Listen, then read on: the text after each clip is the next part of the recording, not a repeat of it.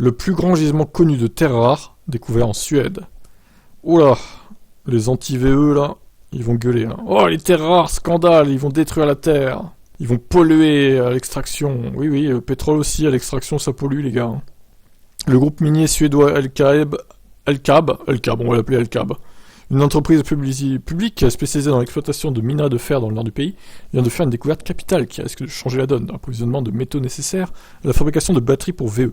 Il s'agit du plus grand gisement connu d'éléments de terres rares dans notre partie du monde. Se réjouit Jan Mostrom, PDG du groupe LKAB. Il pourrait devenir un élément de base important pour la production de matières premières absolument cruciale pour la transition verte.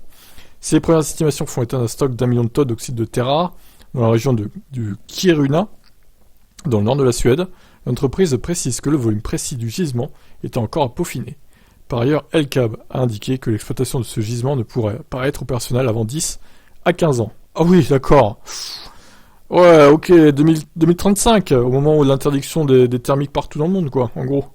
Eh ben, c'est pas gagné, hein, quand même. C'est long, comment ça se fait que c'est si long, en vrai? Cette annonce a été effectuée à l'occasion de la visite d'une délégation de la Commission européenne en Suède, pays qui occupe cette année la présidence tournante de l'Union européenne. L'électrification, l'autosuffisance et l'indépendance de l'UE vis-à-vis de la Russie et de la Chine commenceront dans la mine. Ouais, enfin, dans 10 ans, quoi, hein, au mieux. Hein. Actuellement, pas moins de 98% des terres rares utilisées au sein de l'UE proviennent en effet de la Chine.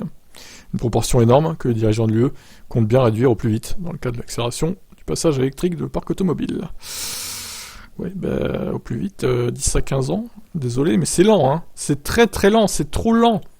Ça aurait été 4-5 ans encore, je dis pas. Mais 10 à 15 ans, mais c'est... Enfin... Il faut accélérer les choses, c'est trop long.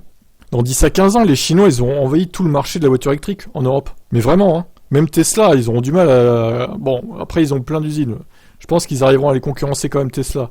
Mais les constructeurs historiques européens, ils vont se faire écraser si ça va pas plus vite. Donc, bon, moi, je crains le pire, hein, honnêtement. Qu'est-ce que vous en pensez, vous ?